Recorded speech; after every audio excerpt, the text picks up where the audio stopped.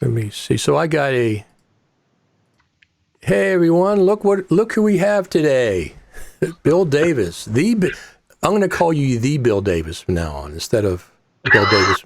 You're rebranding me, Richard. I am, because you're the one I've known for years and years and years. See, this way, if he will not do this, but if one of us says something really stupid, we just go on the other Bill Davis. Well, that's true. That's exactly. You always got an out. Unfortunately, he won't do that because he is a very sharp guy. But I thought I could deflect some of my foolishness. Now, were you guys in the same room at the summit at any point? Yes. As a matter of fact, we shook hands a couple of times. We shook hands at the Apple event, and we shook hands elsewhere. So there was no singularity. The time-space continuum did not collapse upon itself. Everything was fine. I missed that picture opportunity. I wanted to get that picture, though. I wish I'd known. Well, no, you couldn't have, because it was actually at the Apple event. So it was at the the thing at Apple where no pictures were allowed. Oh. They didn't allow anywhere on campus this time, or just in the presentation?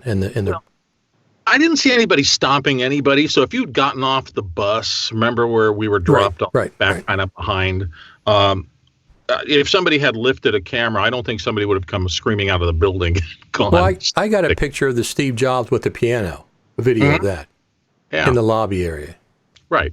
So I don't think that, they're not crazy about it. They're not security nuts. They're just security cautious. Right. And I think that's smart of them. I mean, we all know what happens. We do. Leading up to things, giant cottage industry of people trying to suss out, I've heard there's a new device coming. And the number of people who must be trying to go through their trash, metaphorically, is astonishing. Well, that's true.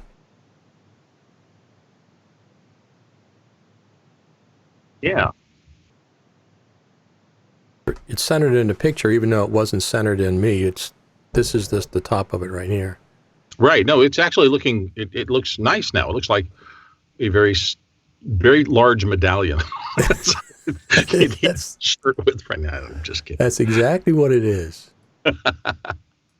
So you have a new toy you got. I do. I was posting elsewhere about the fact that my MacBook 16-inch new MacBook Pro arrived. And I was thrown into a situation where I had to sink or swim, use it on a big client gig on Thursday before Thanksgiving. Right. And it worked very, very well. Now, what configuration did you get?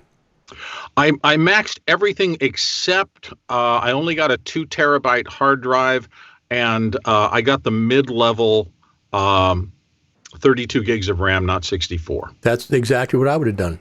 That's exactly what I would have done. But I think I might even just get the 1 terabyte SSD, depending on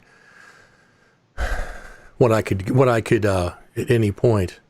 Yeah, the only reason I popped for a little extra there is the one that I've been using for the last 6 years often hovers in the 900 gig zone. Right. And I think best practices from engineering types that I've heard before is you like to keep.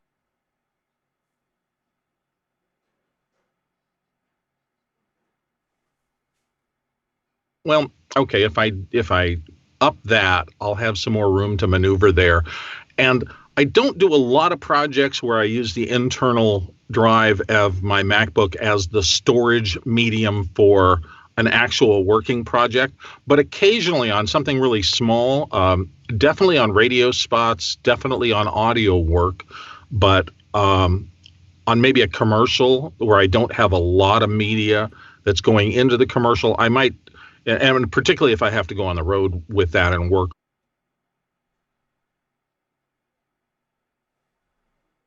needs and will want, to bump that up higher. But from my historic work, I didn't think I really was going to need that, and there was no reason to pay for it.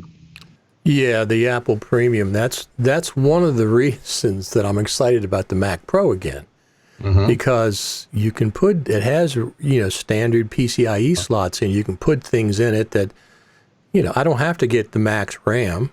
I can go to OWC if it's comparable in price. and buy my RAM from there. So I'll save hundreds of dollars that way.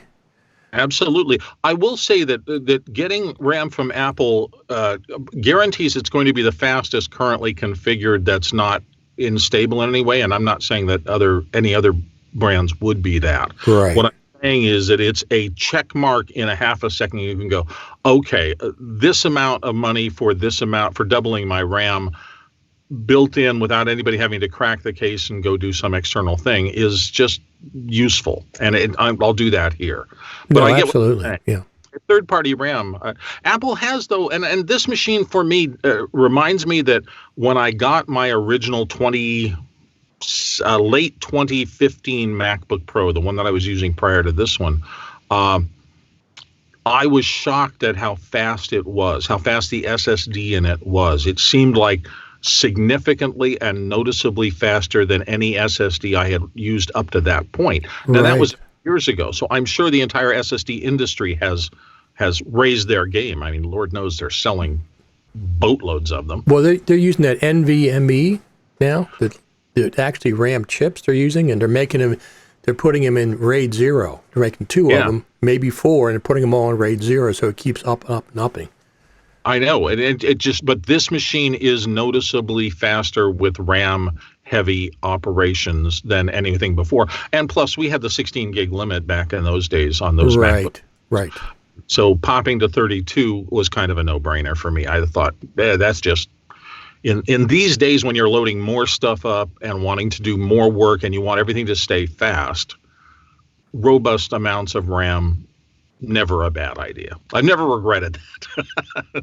I've never regretted getting up as close to the top as I thought was reasonable with RAM. Absolutely. So I have a 2019 MacBook Pro 15-inch. I got back in June or so. Yeah. And I'm like, I don't need a 16-inch. And then the more I see it, the more I'm thinking, man, if I get the opportunity to buy one, I know I'm going to make that switch. Well, it's the weirdest thing because I hear the people online talking about, they really didn't do that much to it. And yes, that's technically true, but you get these little things that just remove friction. Richard and I were talking about the microphone around this. I am actually not using, and I'm not saying you can replace a Neumann with the MacBook, but I'm not using this right now. Richard and I wanted to do a test where I open my MacBook, I put it on a mount here in the voice booth, and that's all I've done. Everything else that we're doing today, video and audio and everything else, there's not a single dongle hanging off this Mac. This is just this Mac MacBook Pro 16-inch, broadcasting this signal from where I am to the world. And it's doing great. It is. The quality, that's one, being an audio guy, I love the fact that they've improved the microphones. They also improved the mics in the AirPods Pro as well. Both the headphones and the mic too. So these are the things that, I'm like, if I see it, they've already had sales on the 16-inch on Amazon. They had $200 off over the Christmas or over Thanksgiving, I mean. And, if I see the right combination, because one of the things last time that prompted me to do it, so I had the 2016, and I saw the 2019 I only got the 512 gigabyte SSD, which I would not do again. I saw it for $2,500 plus or minus 16 gigs of RAM, and I saw it at Adorama in New York, and they didn't charge sales tax. I don't know how they did it, but that saves you 5% right there. Mm-hmm. So it ended up, I bought that for $2,600, and I ended up selling mine for $1,600, my 2016. So it cost me $1,000 to upgrade 3 years. Yeah. 3 years. But now it's like 2019. Five out of my last MacBook Pro. So I figured I wasn't that price sensitive because it has been a solid workhorse machine. It has made me many, many, many times over what I invested in it. And so when I sat down to buy this one, I thought to myself, okay, just punch the buttons to do what you think is the right configuration. Right. Let the price be what the price is. I know a lot of people can't do that, but this generates income, and I've had a really great year and a particularly good last quarter, and it was just like, don't sweat that stuff this time. Incredibly fortunate to be able to do that, and I Right. certainly No. understand and really admire those people who need to and try to save every nickel they can upgrading. I mean, often I'm old enough where I don't have kids at home and family stuff, and so I'm not paying for books and a ton of things outside of this. So this is relatively easy for me to do, and I'm cognizant of that. I will say that in talking to people about even the base config of the 16, that looks like a pretty darn strong machine. Yep. Even if you don't add anything to it, even if you get the minimum of everything, I'm waiting to read somebody online with their actual experiences with that and how well it edits.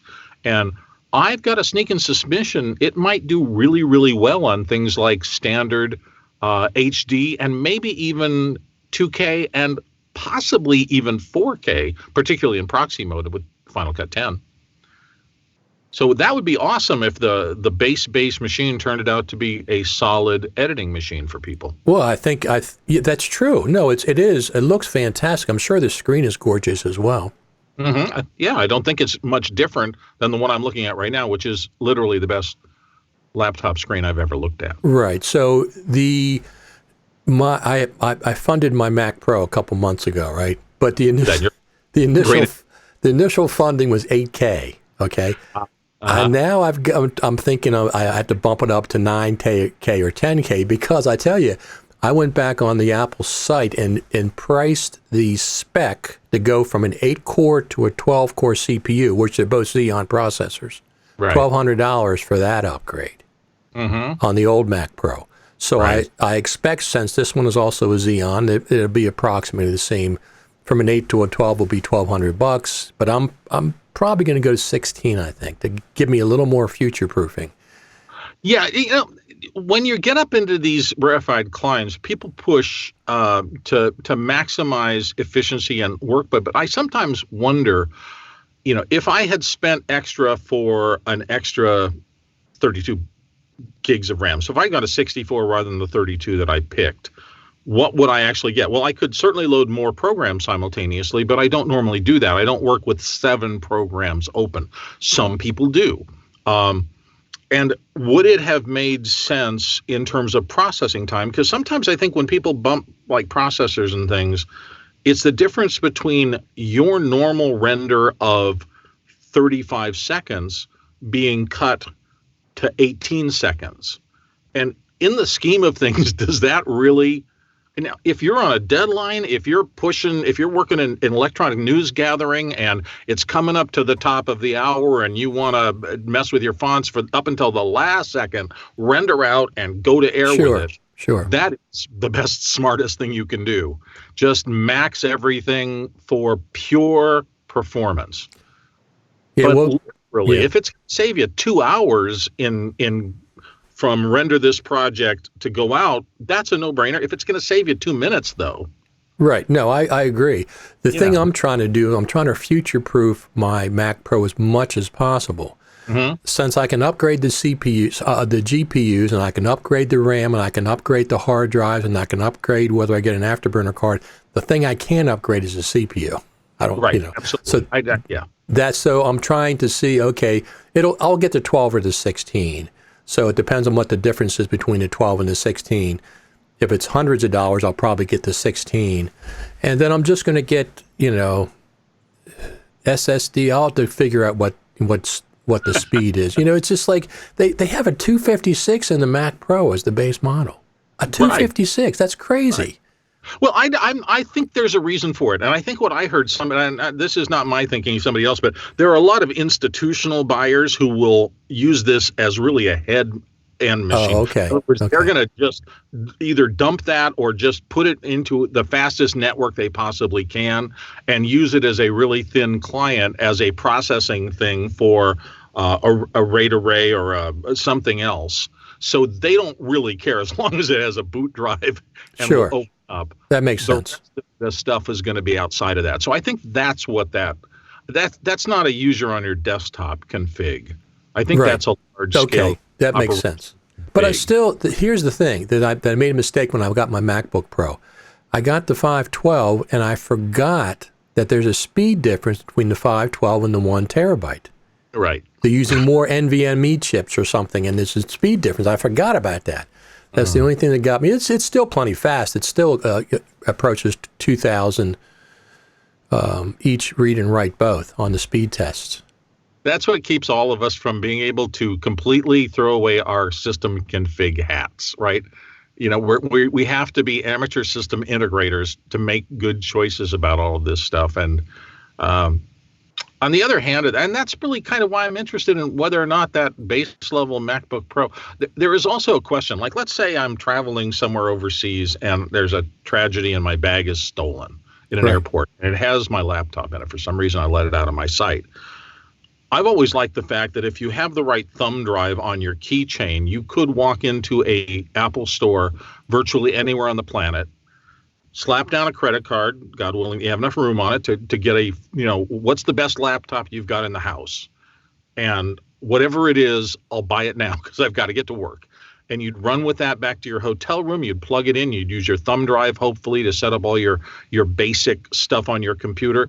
You would hopefully have a high enough speed internet connection to be able to go up to your cloud storage stuff and bring down your apps and everything else. And you could probably be completely back operable with editing stuff in a couple of hours. Isn't that amazing? It's astonishing. And that capability for many people is worth its weight in gold. Oh, it absolutely is. Absolutely is. Right, because if you're going out on a photo shoot or if you're going out on a video production or something like that, and, they could have 30 people on set waiting for you to get there and do your job.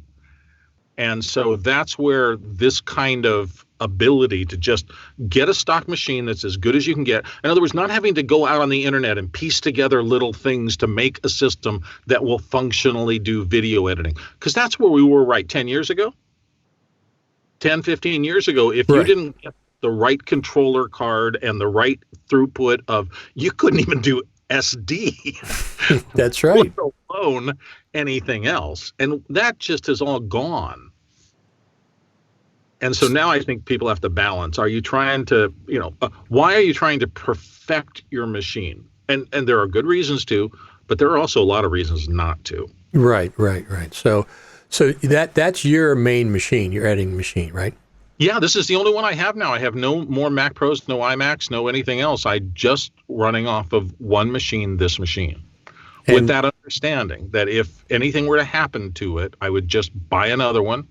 I do keep a system and my settings, particularly my internet settings and all the rest of that on a thumb drive. Sure.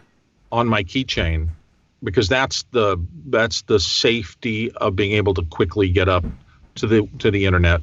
Right. And reconfigure. Exactly. So yeah. So whether I get one or not, we'll have to see. I mean, I know if I see a sale or something that sparks me, I'll go ahead and make the jump because mine's only 6 months old. I can get some good cash for it. Absolutely, it holds value well, particularly one that new. I don't know. I'm pretty excited about your experiences with your Mac Pro when it arrives, though. Did you decide to go with the Afterburner or not? No, I don't edit with ProRes. I edit my GH5. It just shoots H.264 and H.265, so there's no reason to get it. But I can get it at another point. That's the idea of the Mac Pro. That's right. You can hang on a different bus and a different set of attachments on very high-speed I/O. Now, what I'm curious about is how the GPUs are going to work. Are they only going to be available from Apple, or are you going to be able to get this, from OWC, get a GPU that's compatible down the road, and you can use more than one. I mean, they have 8 slots in there, for God's sake. Yeah. So I don't know how that's going to work. You're going to be the pioneer out there with a few arrows in your back. I'm not going to buy it day one. It'll be 2020 before, I'm going to see a few more tests and all. Because, listen, I think they're going to update the iMac Pro too. wouldn't surprise me. The engineering teams have obviously been optimizing and optimizing and optimizing, particularly since this Catalina break, which I see as a break. Yes, it is a break. It is a break. That I did about my 16-inch that's up on FCP.co now. I talked about, to me mentally, this was a shift in really the entire Apple thing. The elimination of OSs before Catalina and the fact that anything old 32-bit won't run kind of signaled to me as I was thinking about it, okay, they're making a clean break with the past. Maybe I should too. So I spent a long time. It was 2 half days. That's not exactly. That's a good amount of time. Yeah. Well, there's a cost to that. And then the other cost is now I'm stripping my system down to nothing, loading it fresh. And I've literally been on Macs. I mean, I literally had a 128 Mac in 1984. You're kidding me. I swear to God, I stumbled into my first Macintosh in 84 about 2 or 3 months after they started shipping, and I've had one around ever since then. There is nothing still left of the software. I do have the disk, and in fact, I have my 128 Mac in a closet out in the garage. So that's cool. But you eventually get to these points where you have to get rid of old stuff. I mean, so I've had software that's been accumulating and accumulating and accumulating, and I probably don't have anything earlier than maybe the turn of the century in 2000, but still that's almost 20. Well, that is 20 years in a couple of weeks here. And that means that there are old things hiding around in corners of a migration assistant migration that have no business being brought along. Right. Exactly. Yes. And I know what you mean. Decided this is the time. Remember in OS 9 we had conflict catcher? Oh, God, yes. That was one of my favorite utilities in those days. I've got a photo shoot next week, and I use normally the EOS utility on my Canon DSLR, and I tried to launch it, and it's not launching. So I had to take the MacBook that I'm retiring and decommission Catalina and go back to, I can't remember what's on it now, the OS before Mavericks or whatever it is, and a Mojave, I'm sorry. And I had to go back because I just needed that piece of software to work for the shoot. Right. So you will run it, if you do this kind of clean migration thing, there will be a lot of things like that. Oh, I hadn't really thought about the photo capture software. Sure, and I sure. want before, 4 days before a shoot, I don't want to jettison the workflow that I'm used to and try to figure out, is it Capture One now, or what's the next piece that I go to? Because I don't have Adobe stuff around, I can't use Lightroom, and so Capture One maybe. There's a couple of other things that do that kind of work now, but I don't have time to mess with it. Right. So we got a comment from Lutz, Man Cave Productions. He says, I started with an Apple II Plus, feeling old now. I know. Yeah, my first pretend computer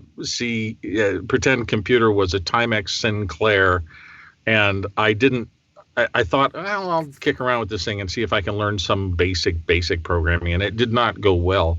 But I kept thinking I could see that being the future, and so when I finally used an income tax rebate decades ago to get my first one, a friend of mine was working in a place called Businessland, which was a business computer thing. And there was this deal on this brand new computer that nobody had really heard about very much called a Macintosh.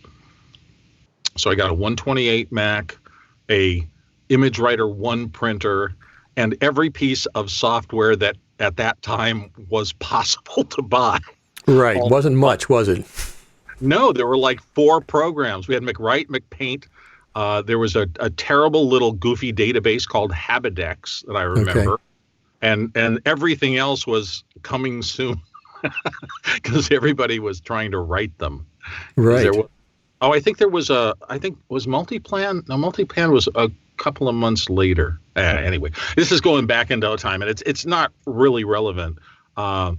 What's relevant, though, is what happens today. We have such an embarrassment of riches that it almost puts extra pressure on us. And everybody thinks you've got to get this stuff exactly right.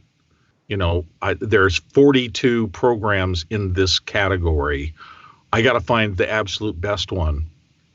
And I'm not sure. I think I'm a little suspicious of that. Right. Trying to find the best one. So we got a comment from our friend Justine Paula Robillard. Hi, everyone, from a hot, humid, windy South Africa.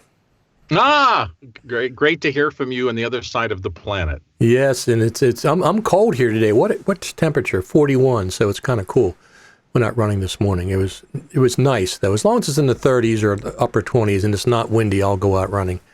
Typically. 56 degrees here in San Diego, and it's been very sunny. We had a very rainy Thanksgiving Day. It rained all day. So do you remember when they talked about at the summit, they talked about that film, The Banker? Yes, absolutely. That was shot on film, right? It was correct. It was shot on 35 millimeter standard Hollywood film cameras, and then they did what used to be called a rank transfer, I think, some digitization process to be able to work NLE on cutting the film. So what does that mean, the rank?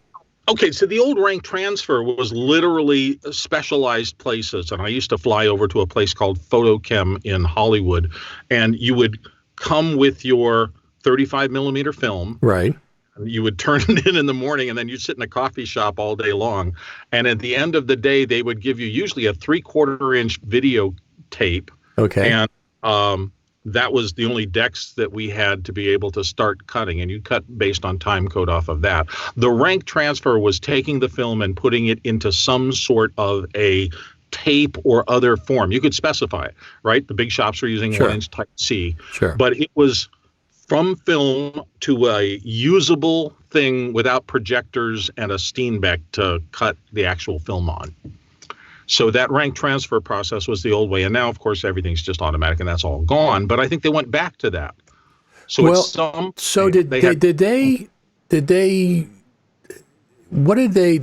I thought they said it took a couple of days for them to get something to edit with. Something. Yeah. Well, okay, so there's two processes, too. Back in those days, they used to do a thing called a video tap. And so there would be a 35 millimeter film camera here, and then they would put a small video camera, one of the, God, they would have loved to have the kind of GoPros and small high resolution stuff. Sure. They didn't have that. They used to have little box cameras, and I'm sure they got better over time. But that would, usually there was a mirror, and they could get a picture of the gate. It wouldn't be an exact picture, but it would show what came in through the lens. Right. Little spot over the sides, but you get an idea of performance and the rest of that. So that video assist tap is what you looked at in real time. You could see that on a video monitor on set. But outside of that, the only person, in the real film days, in the early days, only the cinematographer could see what it looked like. That's what directors' viewfinders and things. All the Apollo footage that they found recently, right? It was 70 millimeter or something.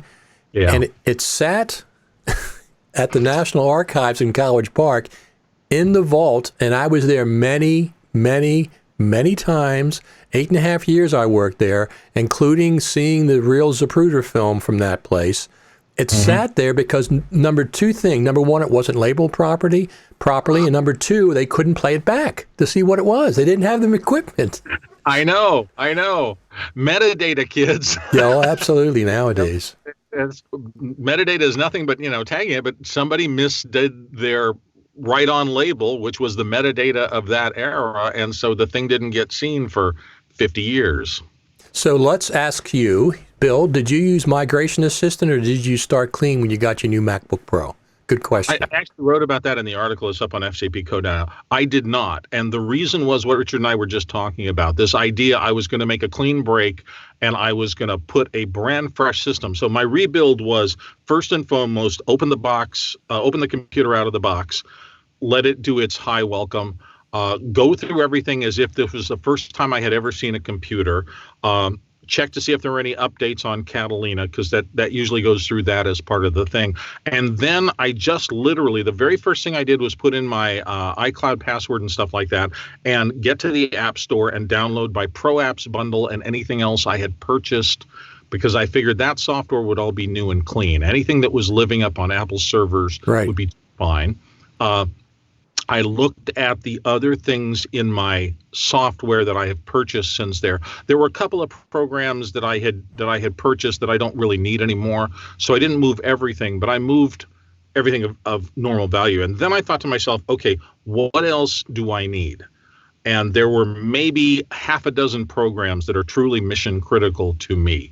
Luminar for my photo processing. There were I don't want to go through the things that I need every day.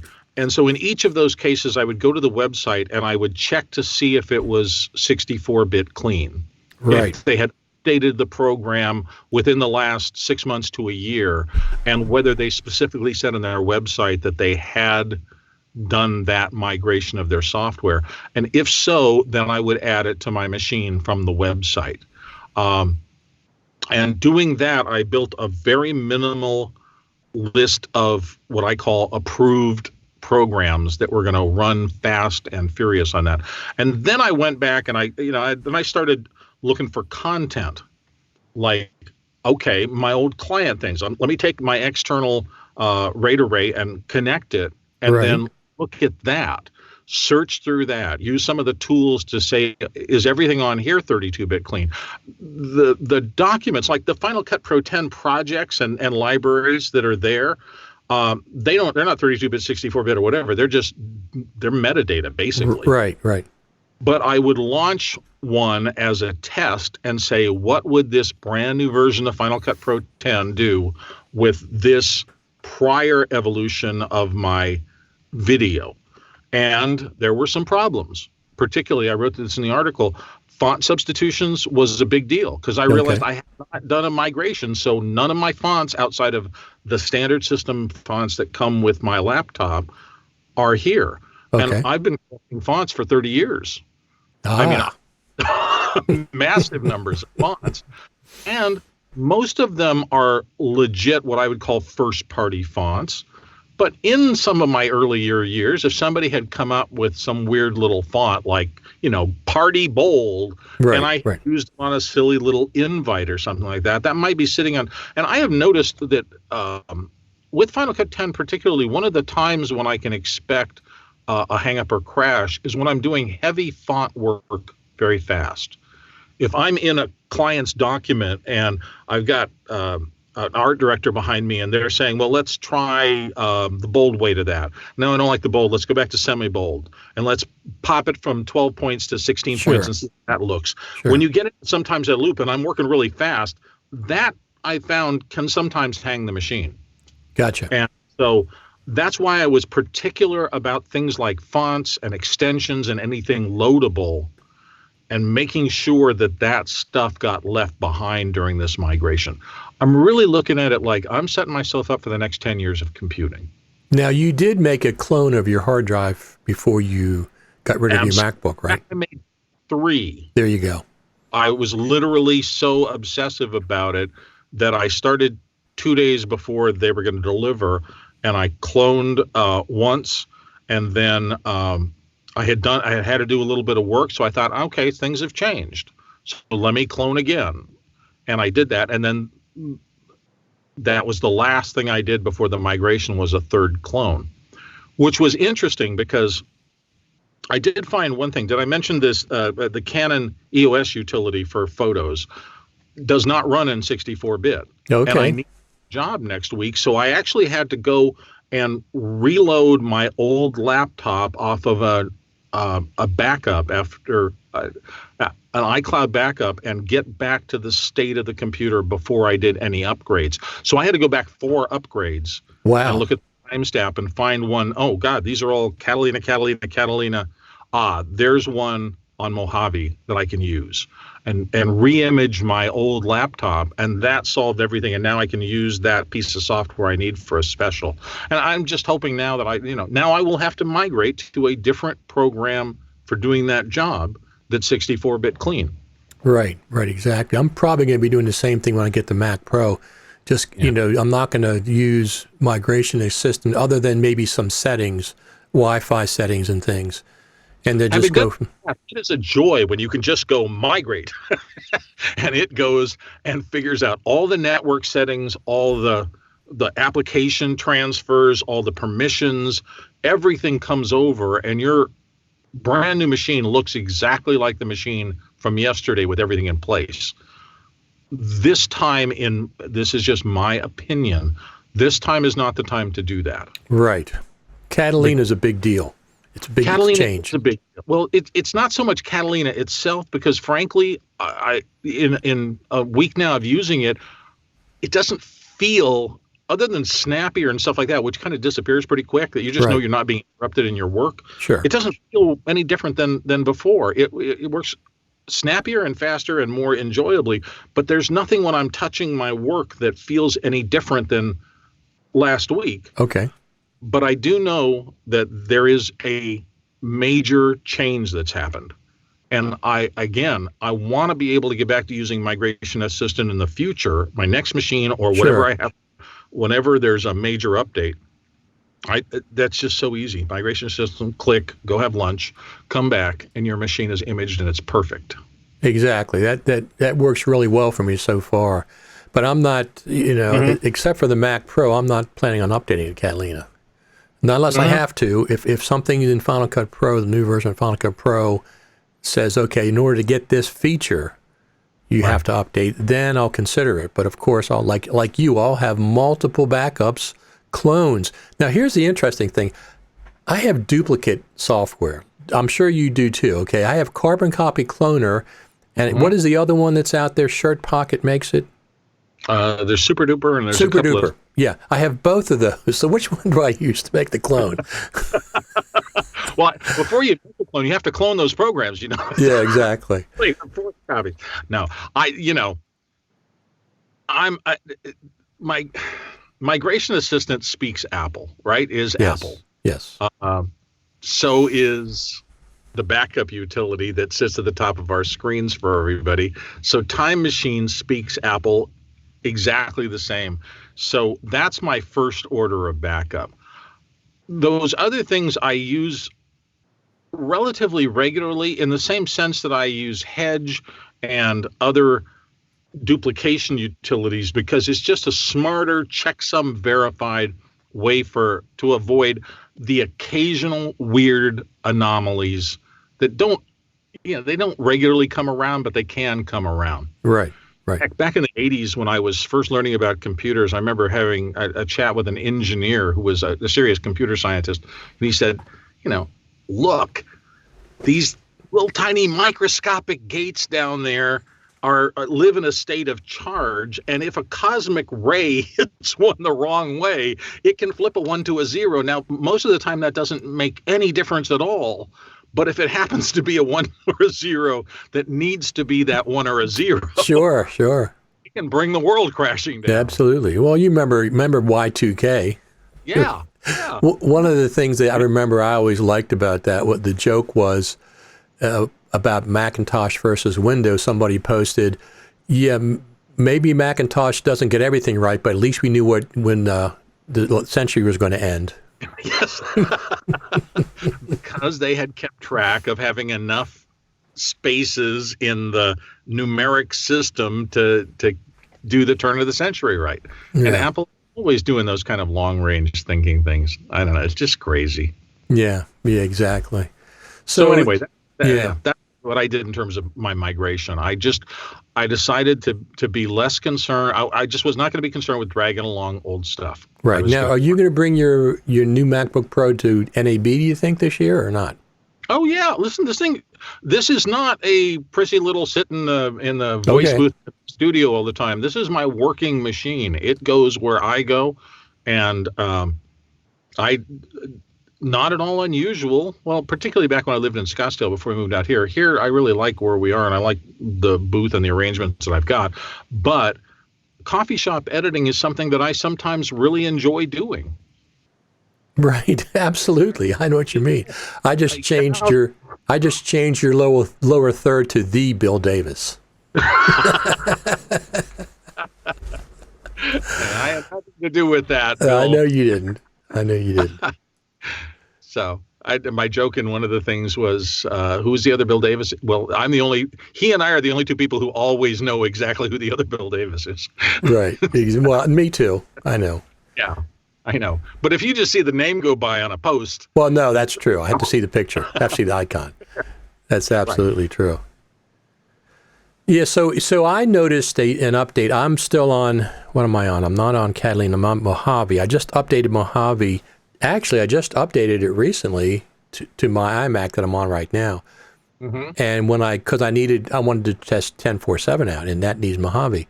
So when I did that, I can definitely tell a difference in smoothness and speed with Mojave and 10.4.7. So I guess that's the Metal 2 thing.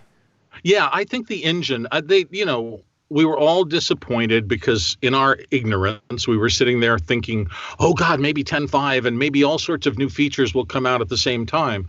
But it appears now with a little bit of hindsight that what they did was they hunkered down and really dug into the deep code of all the apps. At the same time, the system engineers were digging into the deep code of the system. Sure. And they were all re-architecting for this coming new era. Right. The Catalina and beyond era. No, absolutely. 2-bit stuff era. We're going forward, and we're going to have big. This is big pipes, right? This is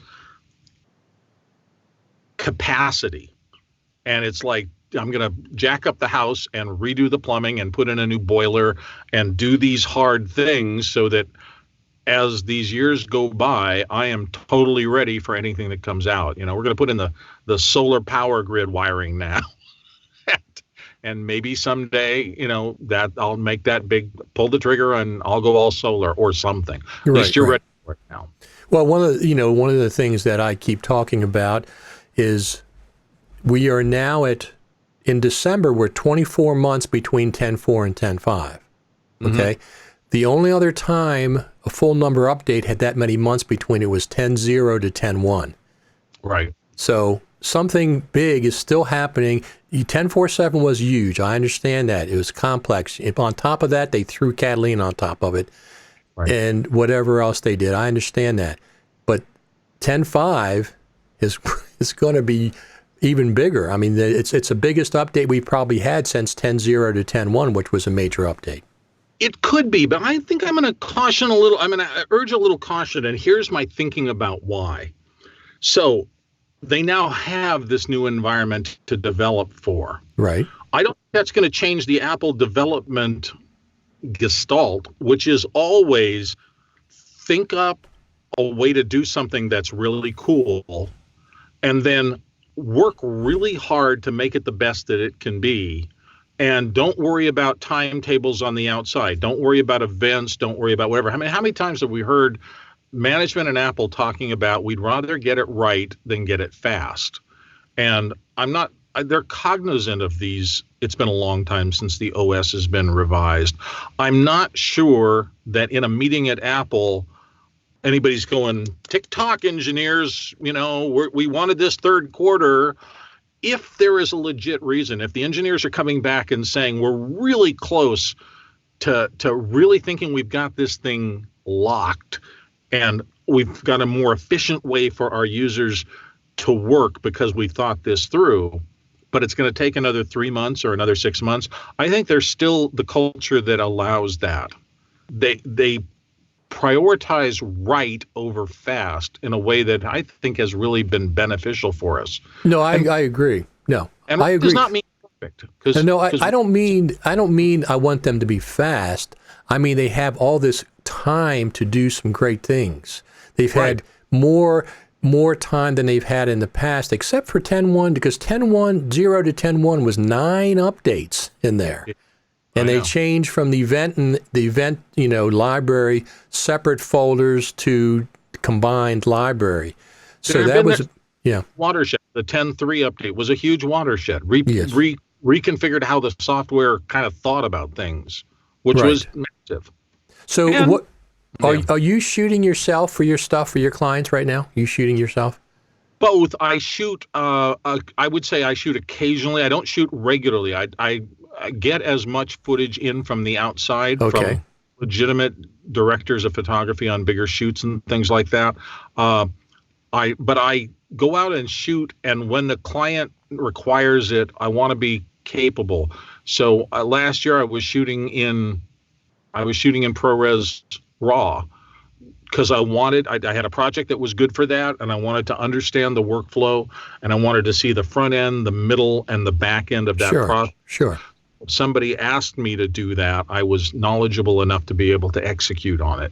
So I did that. I shot in Blackmagic Pocket 6K for the same reason. I wanted to look at what that workflow felt like and got some really, really good results out of that. So I will shoot on whatever comes in.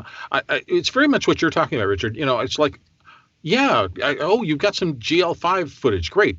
Send it to me. I want to see what happens when I try to do everything normal with it, knowing that something's going to break. Something's not going to work right. Right. Am I going to rewrap this? Am I going to transcode it? Let me try it a couple of different ways and see what feels to be the most efficient. And I'll call you, and I'll call my other friends with GH5s and what's working best for you, just so you can constantly keep your knowledge base improving. Well, I've been shooting H.264 since the GH4. And I've never had a problem in Final Cut. Now, I'm not talking about doing, a six layer multicam, because then I would certainly, go to proxies for that. But if I'm just doing one or two streams, I never had any problem. The H.264 has been fine up to this point. And H.265, I use that. My iPhone, I have it set all the footage that I shot at the Creative Summit was H.265. You have a choice in the iPhone settings. You can do 2.4 or 2.5. And the only weird thing that I noticed is there'll be a glitch sometimes, a scrambled frame or two in Final Cut, but it's not really there. It was only a playback glitch. So if I go back and go over the same area, it's fine. And you have to be careful that doesn't export, because once in a while that little glitchy thing will export and you have to just redo it again. So I guess the computer's kind of configured, just trying to get all the information there with H.265, and it just glitched. For a buffer problem, the buffer didn't get written and put on accurately. Right. But that's why you learn what to look for. That's learning your system. At first, I thought it was the camera recorded those frames. Mm-hmm. Then I went back and I said, "Wait a minute, it's not there anymore." So then I realized it was just, the computer. Like you said, the buffer or something was just. Yeah, these things are so complex, and I am not an engineer, so I'm trying. It could be that. It could be that there was some little piece of micron-sized dust that hit the I don't know, somewhere. I mean, there's no more spinning heads, but that it would have been equivalent to that kind of thing in the past that scrambled for a second. Maybe it's that cosmic ray. There you go. And maybe the error correction algorithms that are built into these things were good enough to cover it most of the time, but they didn't have enough memory for the error correction thing to function properly. I don't know. I'm making up BS about this, but that level of complexity that is hidden from us users. Yep. I know it exists. So what kind of are you getting from your clients? Are you getting HD material or 4K or a combination? Do you see more of one than the other? I get everything. That's I used to get. So I'm a corporate shooter. I spent most of my business career as a corporate shooter, which means that there's always these tugs, right? They're not trying to spend money. They're trying to be fiscally responsible, but they also need to get stuff done.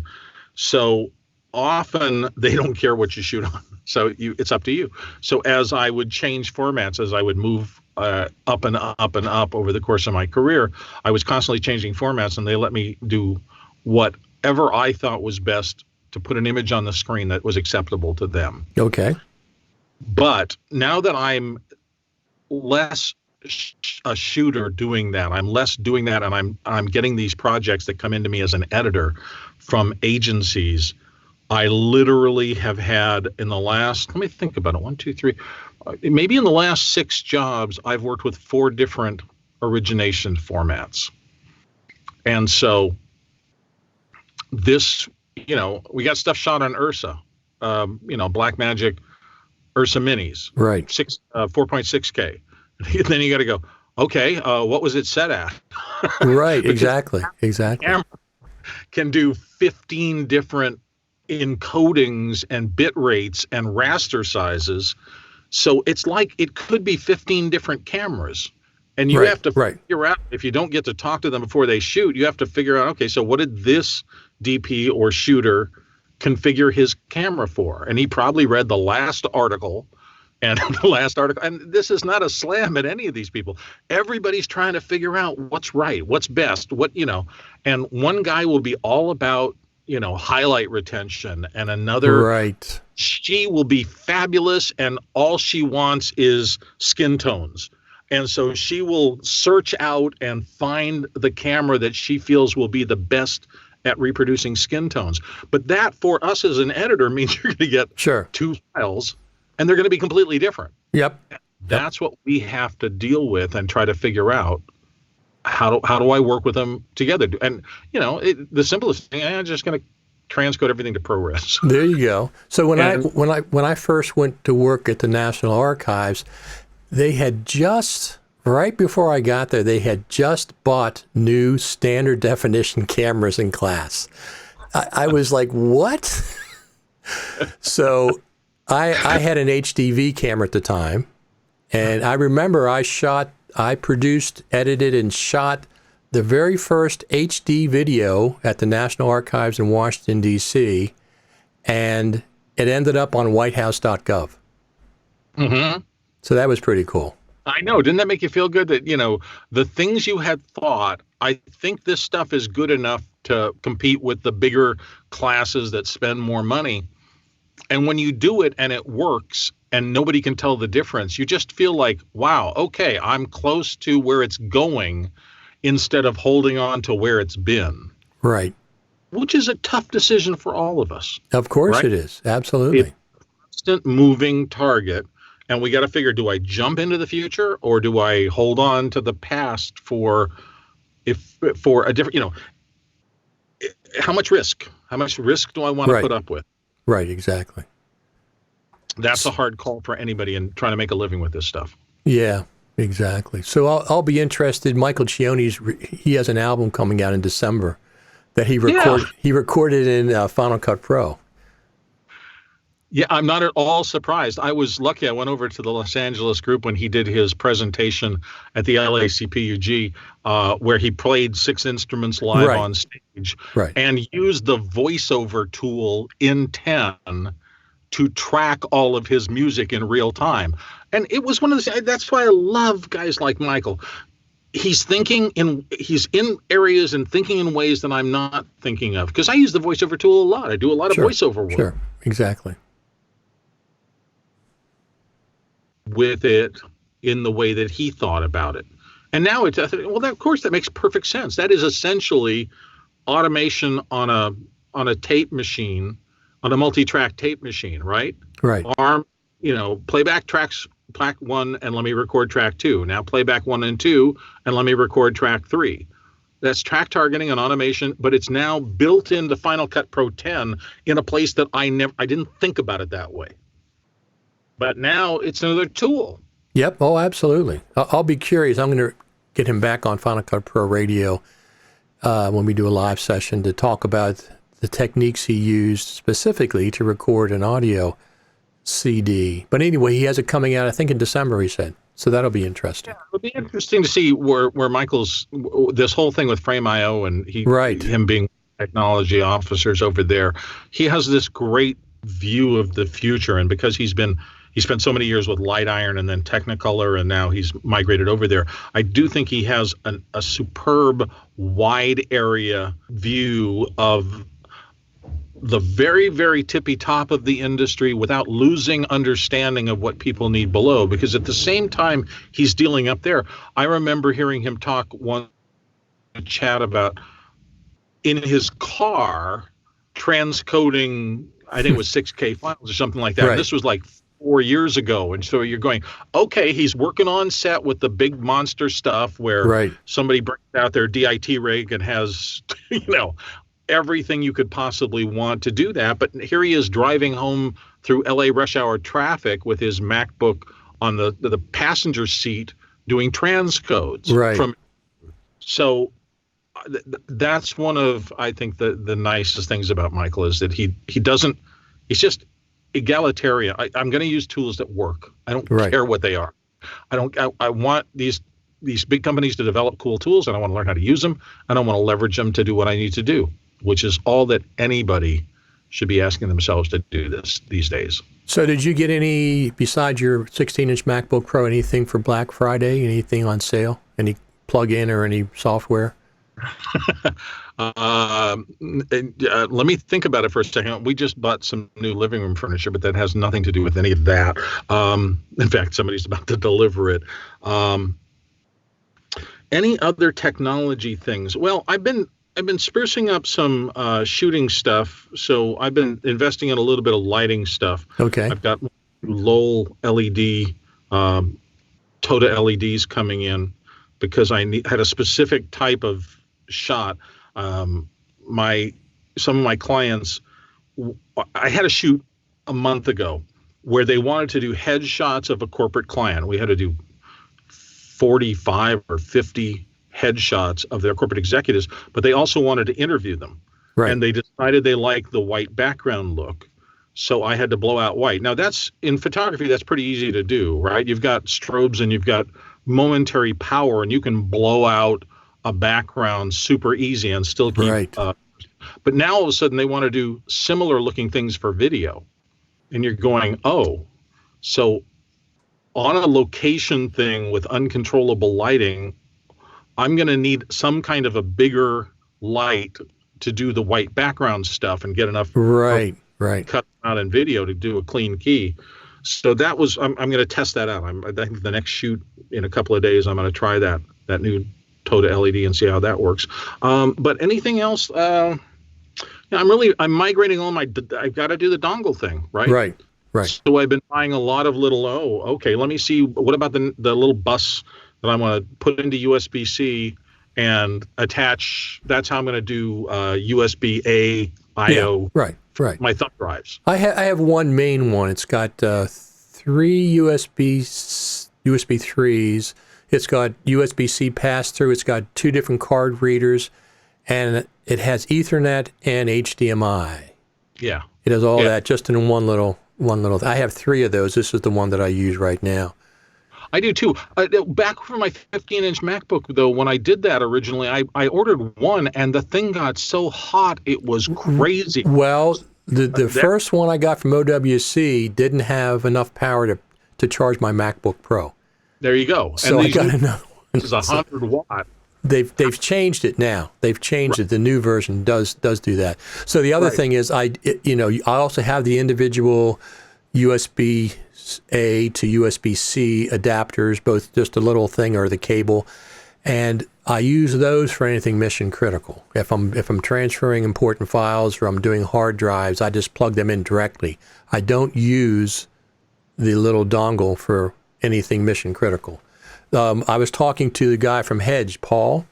Yeah. And he said that he's seen corruption using those 6- and 7-way dongles from USB-C with some of the cards. He says, especially if they get loaded and start going fast one after the other, he said it's best to just plug a regular card reader in directly with a thing. And so that's what I do now, since he said that. I see the sense in that. I mean, at some point, I can't believe you won't be able to overload the just throughput of the bits. Right. That's a lot of bits. If you're offloading video, particularly, 4K or 6K or 8K video, you're probably saturating the amount of just pure data that can be passed. So you said you got a 6K Blackmagic some footage, or you shot with the camera, the 6K? Yeah, I rented one in because I had a particular shoot. It was actually that one that I was telling you about where I was trying to do the white background. Right, okay. Go with the white background still photography we did to have the whole campaign look similar. And so I shot that on a Blackmagic 6K, and it worked really well for that. I mean, the only thing that there's nothing I really didn't like about it. It only has one audio input, one XLR balanced audio input. Right. For this kind of thing, for a single talking head, that is perfectly okay. And if you wanted to bring out a mixer, you could obviously mix live and feed that into the camera. And you always have the option of doing double system, but I do keep wanting to drive friction out of my workflows. Right. So in embedded audio on an interview is just a 10 times more joyful in post. Yes. No, absolutely. Especially just a single interview person. There's no reason to have, Right. So I probably wouldn't use that camera if I had something more complex. I mean, having 2 or even in some of the cases 4 or whatever separate audio lines coming in and using IXML to tag them properly ahead. Right. I do get files in, and they got 6 people and they're all on 6 different channels, and IXML comes in and I know exactly who's where, and I'm going, thank you all the people who worked on this system, because it's just taking stress out of my life. Absolutely. So besides the Mac Pro, which I'm pretty excited about, I'm also waiting to see what the GH6 comes out, the Panasonic GH6. Haven't announced it yet, but It could come out at some point. Now, this GH5 already shoots 5K. Yeah. But it does a 4:3 frame in 5K. It's 5K wide, so you still have more room to go around. And that is HEVC. It's not H.264. So if you the problem is you got to when you're framing it, you got to think 16:9 because it's never going to get any easier, Richard. Yeah. Swear to God, we had a big discussion on one of the boards the other day about you're almost at the place where you just want a big square raster, because you don't know if it's going to be vertical video for a mall sign, or a mall LED for fashion, or 16:9 wide, or square for some kind of Instagram matting with content above and below it. There's just too many things that people want to do with these digital streams now to ever go back to the days where if you shoot it this way, you're going to be totally safe and you're doing it right all the time. No, there's no way that's happening anytime soon. But the GH5 already does 5K. It already does it now. You can shoot 6K with it if you have an anamorphic lens. Mm-hmm. It'll actually shoot 6K and stretch out to 6K, but it already does 5K natively internally. It's amazing. So the GH6 is going to be, whenever they bring that out, it's going to be pretty incredible. But here's the thing. Since I got my iPhone 11 Pro Max, I won't be rushing and getting the GH6 because I have a GH4, I have a GH5, and now I have the Pro Max. And it's just like, I don't need necessarily a new camera. I mean, I'm pretty satisfied with the setup that I have now. Some setups I'd like at the Summit, I only used my 2 phones. I have the 6S Plus for streaming, and then I shot 4K video with the 11 Pro Max, and it's as long as the lighting's there. It wasn't great in low light in some of the classrooms. The quality is superb, and it's a lot less, because if I was going to bring my GH5, I would have brought my long Sigma lens and the battery packs and the whole 9 yards, a heavier tripod, and the audio thing is much bigger. So I just left that home and I didn't need it for this application. So probably the same as NAB. I'll just use the 2 phones. Yeah. I just look back. I think back over the rigs I've taken places to cover some kind of event. So I used to take cameras to NAB to try to, capture some stuff. It just goes both directions. You try to keep simplifying, and then there have been these big leaps and bounds. And years ago, separate camera hardwired into something else, usually a mixer, and mixer fed something else, and you had 2 or 3 people to run this stuff. And now here I am today, putting my laptop on this holder, opening it up, and having a perfectly acceptable 2-way conversation with audio and video, and don't really need anything else. It doesn't work every time for every way, right? Right. This is not going to do you in the back of a crowd shooting a speaker on the stage. It's just not going to work for that. Right. And neither is your phone, unless you want to take your phone up and put it on a stand near the speaker on the stage. And then you have to find some way to remote control everything happening. Or you're doing the first cardinal sin, which is you're shooting without seeing what you're shooting and listening to what you're shooting. Listening. Well, that's why I added those in. Yeah. Kids out there. Those are the 2. And listening is more important than shooting. But you've got to do both of those things, and you've got to do them properly. You have to be able to monitor. So the more complex rigs are all about doing that. So I got a question for you about your MacBook Pro. Oh, yeah. I sure hope that Apple has put a 1080p camera in that for FaceTime. I think they put 1080p, but I don't think they went any beyond that, which I think everybody was upset about. And this may be 720 for all I know. Does it look okay? No, it looks fine. No, the reason I said, look, it's in 2019, like I got the 2017-inch iMac, 720p camera. Okay, yeah. I'm not using that, but I'm just saying, I spent thousands of dollars and they put a 720p camera in. And the only Mac so far that's got a 1080p is the iMac Pro. I don't know about the MacBook Pro. My 2019, I think, also has a 720. I think something went by. I don't think they did a big bump on the camera for this, so it wouldn't surprise me if this is still 720p. Wouldn't surprise me at all. Oh, that's interesting. Now, the question is, when are they going to let us take our phones and do something with near-field communication or Bluetooth so that this becomes the camera for that? Yes, I agree. Right? Because I got four 4K cameras on this thing. 4. Right. Let me use it on these, streaming. One of the things I recommend is I have a lens cover on top of those lenses. It's one solid piece of glass that just sticks on. It goes right in the thing, and it covers the lenses. Is it just a protection thing, or it's not neutral density or anything? No, it's just to protect, because I do, it's all the time getting smeared, just getting my fingerprints on it or whatever, and so I just constantly wipe it off, and I'm not worried about it. So Man Cave Lutz says that the MacBook Pro is still 720p. I guess their reasoning is because you're streaming with it and there's no sense and the quality is fine. But still, the iMac Pro has a 1080p. It's the first one they've had out. Right. And but something else I want to talk to you about real quick.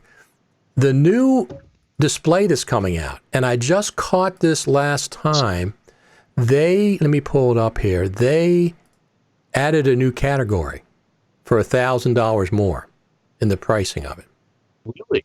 Yes, it's a new. Let me pull it up here. Is it more pixel density or new? I think it's the finish. I think it's the finish. Okay. And I was surprised. People are funky about glare on screens. Yeah, but this is probably more than that because it costs an extra $1,000. Yeah. They haven't priced it yet. They have not priced it yet, but I just caught that, and I said, wait a minute, engineered, where did I see that? And I was shocked. I was shocked that they put the price up too, but they did. Right. And I'm like, it's $1,000 more from the base price. Where did I see that? And I don't know exactly what it is, but it's like, wow, now that display with everything is $7,000 with the stand. You gotta laugh, Richard. For 2, 3, 4 years, all we heard was Apple doesn't do stuff that's pro enough. No, listen, I agree 100%. It's not real pro, over and over and over. And so they release the specs on this at WWDC last year, and suddenly, overnight, way too pro. Right, exactly. Not is way too pro. So, exactly. It's like, oh, not that pro. I didn't want 8 PCIe slots. I only wanted 4. Yeah, this is too expensive. I'm a pro, but I'm not that pro. And there you go. And in the middle, it seems strange to me, but in the middle, in that sweet spot, right? Let's say that 0 is you're a complete amateur, and you have no real reason to buy this machine other than you want to spend money on it and look cool. And at the top is somebody doing some insane scientific calculation thing where every teraflop of performance, 2% or 0.5% on that is going to make a difference to them. So in this gigantic thing of pros, right, we all live in this substantially above the middle, but stretch of the scope of users. But inside that stretch of real honest to God working pro users, if you isolate any one, his or her needs are very different from the 100 people on each side of them. Okay. We just not have this class of, here's the class of our event professionals who are working on IMAG systems on the road for big physicians conferences. And they are all the same, and they all want the same thing, and they shoot exactly the same way. No, I'm sorry. That's not how it works. Right. Those people, even in that niche, all want what they want and not what the others around them want. There will be some commonalities for sure. Right. But that's what Apple's trying to hit when you're saying, I want to do a pro machine. All right, now tell me what this is. I'm going to pull it up on screen right now. Okay. Share screen. Let me see. What am I doing here? Oh, there it is. So it's called nano texture glass. Standard glass is $499. Nano texture glass is $5,999. What is nano texture glass? What is that? I could get for you. I suspect, because Apple, since the mid-Steve Jobs era, Steve was obsessed with materials science. And one of the materials that I think he was most interested in was glass. That's how you get the glass cubes in the architecture they're doing. And that's how, when we were at the Apple campus, right, at Apple Park, the whole thing is specialized glass that only one German company could fabricate at this size with this tensile strength and the rest. So my suspicion is that the group inside Apple that is spending their lives working on glass materials science had some ideas, were able to execute them, and think that they have developed a superior glass for use on computer screens. It's probably expensive and it's probably low yield at this point, but they think it's probably the modern equivalent of the difference between a glossy screen and a matte screen. I mean, that's probably a 4-place binary as opposed to 32-bit where they are now. That glossy or matte mattered, because if you were a working editor and you had a glossy screen on your MacBook, everybody walking by in the office drove you crazy. So you'd pay for the matte screen, and all of a sudden that would be suppressed to the point where you could ignore it and pay more attention to your content.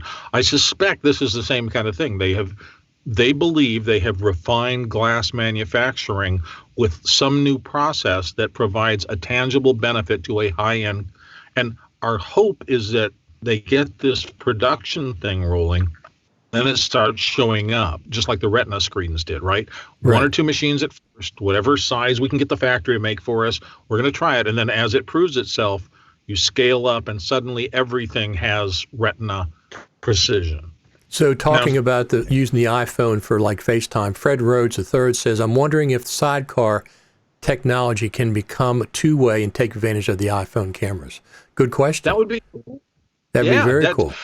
It's a very cool question, and I think that leads us to talking about this idea of Apple saying, I'm going to get the basic stuff done right. We've now got a machine fast enough, its I/O is robust enough to where a sidecar wireless 2-screen array can work fluidly enough so that it's not, the refresh rate isn't a problem, interference on Bluetooth isn't a problem. I mean, whatever it is, all these technologies are here, and now we can do this new thing.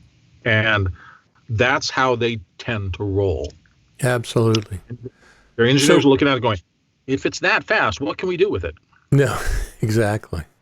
So so you like the screen on the 16-inch? You like the speed? Is there any downside so far that you've seen based on your? Let me think about that for a second. There was a downside to having to buy dongles, and I know people talk about it. I don't mind that, because all it means is that I've got a temporary thing. I'm going to have to spend some money to get my old stuff to work with the current stuff. If I had unlimited funds and I had been able to go out and buy Thunderbolt arrays that all work on USB-C, and I can dump all my old thumb drives that are USB-A so that I can just plug some kind of a USB-C thumb drive directly. If I could have done that, none of these things would be problems. So these are bridge technologies in my thinking that will eventually go away. It allows me to say, okay, I got to spend $20 on that thing, on that little USB-A to USB-C dongle so that I can plug in my thumb drive. Or some of them are a bit more expensive, right? I need an HDMI out. Right. So right. Apple HDMI adapter is like $60. Right. Now, you're spending $3,000-$4,000, so a $60 add-on doesn't crush anything if you can't afford the machine. If you can't afford the machine, you can more than likely afford the $60 for the adapter for that. Right, exactly. I have left behind. I have thrown away too many old connector devices. I mean, just think. I've been doing this a long time. Think of the SCSI drives and think of the D88. Just over and over again. Firewire stuff and all these technological things that are in my life for 4 or 5 years, and then eventually these things, I had probably $400 or $500 worth of Apple talk at one point because I was doing network stuff with 80s era, and eventually at some point you're putting them in a big bag and sending them to a recycler. I'm going to send you mine. Yeah, exactly. So how many things in the corner of your garage are you going to carry into the next generation? And I don't want to carry any of them. I don't either. I'm going to buy, I'm going to spend $60 for that adapter. Is it going to be a little, I wish I didn't have to? Yes. But I know that in a couple of months or years at best, it's going to be in the trash. Or it's going to sit in a bag for 10 years and then be in the trash. Right. Because at point, the world will be a USB-C, 100 watts of power on every port, bidirectional, 4 ports on a machine with 2 controllers. That's where the world will be, not I want a USB-A port on the side of my machine. I think I want it right now, yes, but I don't really. But interestingly, the Mac Pro has USB-A on the. I think the little half height card. I think it has a couple of USB-A's with the USB-C. I think, if I'm not mistaken. Headphone port back on this laptop. It's it's the SPDIF headphone kind of multi-modern version, but you can certainly plug an earphone into this computer hardwired. Remember, on the phones you can. Everybody was upset about that. And then all of a sudden it's like, well, I'm not really doing that now. I'm using these guys. And so I've gotten this has been a life changer a little bit. The iPod 2s for me. Right. I was not pulling out and listening to music very much, but I leave these on a Q charger next to my bed. And at night, as I'm kind of surfing the net, if my wife is watching something else or is sleeping next to me, this has become transparent to just, this is interesting content. Open, put it in, and within seconds, it recognizes it's there. In fact, my phone just came up on, because I opened the top, they're connected, and it happens seamlessly. So now I'm watching content on my phone while my wife sleeps next to me. I'm not disturbing her, and I'm getting the content that I want the way I want it. Exactly. And then when I'm done with that, put back on the charger. It's always there. This has removed friction. I'm not looking for the headphones. I'm not having to wind the cords up. And so I don't care. That's one reason I don't care that this doesn't have a headphone port anymore. At the beginning, I don't. I was bummed that it didn't have a headphone jack. Right. And you had a dongle to use the headphone jack. But what did that last? A year? 2 years? And then they solved the problem. And they probably knew this was coming. Sure, of course, yeah. All these people want us to put into their headphone jack. And again, that's not a bad thing. And I'm happy that it's back on the 16 because you may be in a circumstance where all you want to do is slap on a set of 7506s and edit in the coffee shop, personally, privately. Yep. That's a good thing. No, I've used it on mine too. I've used the headphone jack multiple times. Right. So I'm glad they have that. Same identify instantly and connect instantly technology in a set of headphones I have seen yet. Somebody surely will. Maybe it'll be Apple. They own Beats now, so maybe they will come up with a type of headphone that's great for a content creator that has the right combination of isolation and frequency response that makes things like those Sony 7506s so ubiquitous in the industry. Yeah. And it will work the same way these guys do, and that would be cool. Well, I bought my 7506s probably back in the early 90s, and I just this last year replaced the pads. I found them on Amazon. So they're like brand new again. I mean, it's like the pads were worn out. They were funky, but I got new pads on both of them, and they're fantastic. Which doesn't work. And there used to be a guy up in Utah who fixed them, but I tried to find him because I had one of them that had a short circuit in it, and I can't find him anymore. So that's hard. It's hard. You know, the repair industry has shifted. It's really hard to find people who are willing to do those little one-off repair things. Well, you know, the weird thing is speaking of that exactly, I have a acre and a half of land around here, and I have multiple tractors, small lawnmower-sized tractors, but 16 horsepower that I use. Yeah. So one of the ones that I inherited was a 1984 Simplicity. It's a big one. It's not that big, but I mean, and the starter went up this year, right? So I said, well, what it was the pinion gear that goes from the starter and engages the flywheel. So I went to look for the pinion gear for that thing. Number one, I found it on Amazon. But even better than that... You just dropped out for me. Oh, okay. It was a pinion gear for the starter that... Actually, you're frozen for me, too. Did I drop or did you drop, Richard? I have your audio, but your video has, for some reason, froze.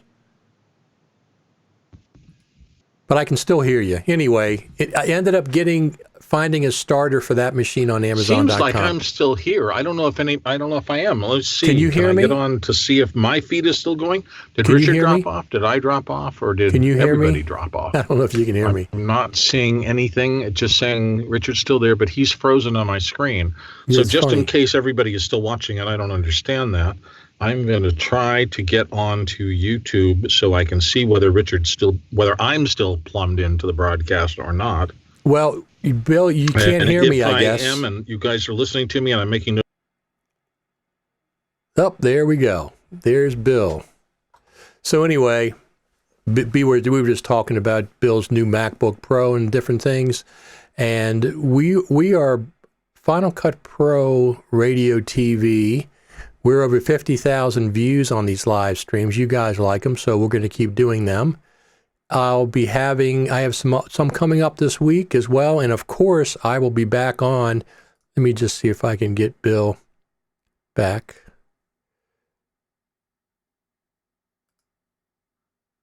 Let me see. So just to say goodbye. But anyway, it is when the Mac Pro comes out. Now, Tuesday, this week is December, so it could come out at any time. I'll be excited. I'll certainly come back on when that comes out live. Maybe I'll price it. I'm not going to buy one then. Let me see. Are you back on yet? I don't think so. Nope, I don't see him. So Bill's not, I'm not sure what.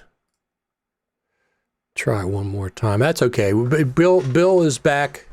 He's having trouble with connectivity. I'm still doing okay. So anyway, I've bought a few things as far as Black Friday items. Number one, I got an iTunes card on Amazon. It was a flash sale, a $100 iTunes card for $80. So they allowed one per customer. So I got that.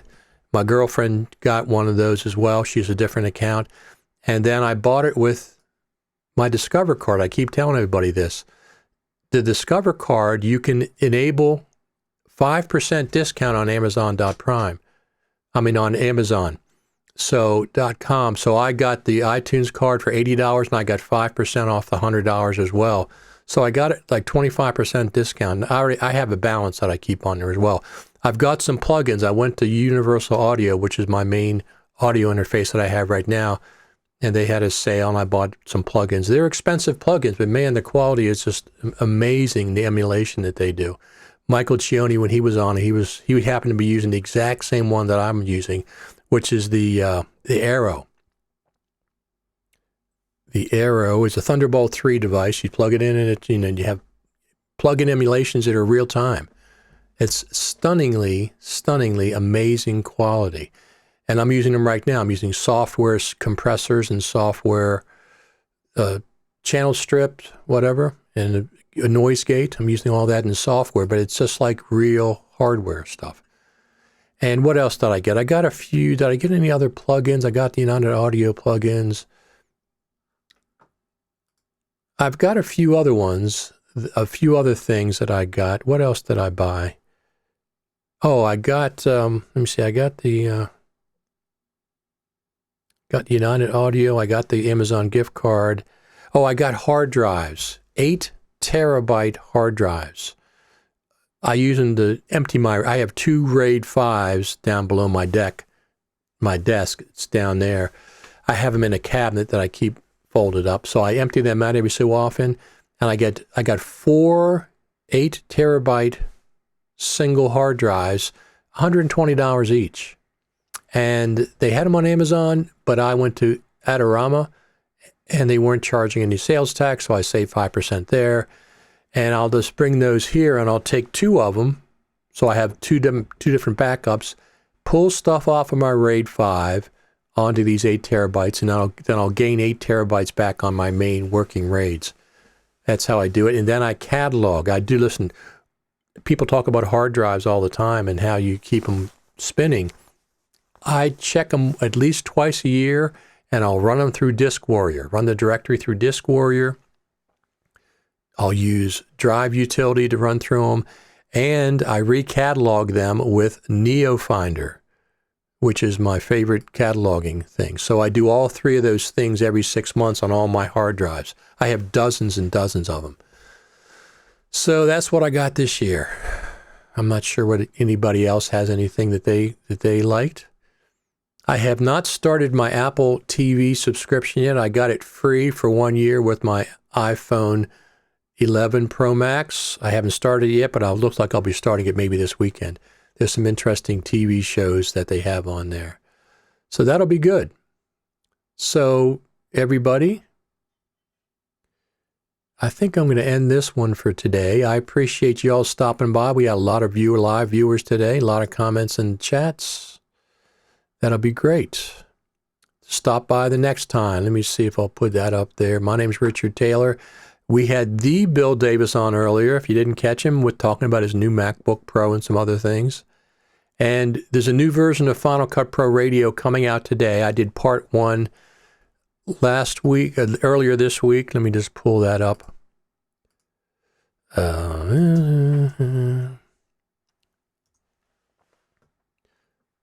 So, part 1 was on this week.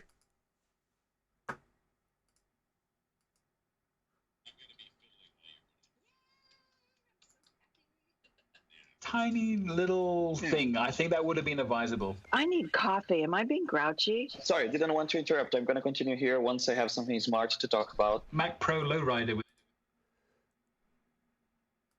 So I got part 1 of that up, episode 897. I'll have 98 out this afternoon. And we go through the whole Final Cut Pro Summit and what happened there, anything we can talk about. That'll be out this afternoon. And then we'll start into December and looking at the 2020 landscape, looking at NAB coming up. Of course, that's in April this year. It's starting on actually Saturday night. I think the first event is Sunday morning, and then it closes on Wednesday. So it's Sunday through Wednesday, but there's going to be, I think Future Media has their event on Saturday night, which I went to last year on Sunday night. I don't know when Blackmagic's going to do their thing. Have no idea. But anyway, everybody, this is Richard Taylor. You can follow along on YouTube, of course, Richard Taylor TV. You can also check our groups out, facebook.com/groups/Final Cut Pro Radio. Twitter, of course, you can follow either Richard Taylor TV or FCPRadio 1, either one of those. This has been Final Cut Pro Radio TV Live. I will come back. I have another guest scheduled for this week. And, of course, the Mac Pro, they said December, and December starts tomorrow, right? December's tomorrow. So I don't really expect it the first week of December, the Mac Pro, but who knows? Apple's been tricky the last couple of months.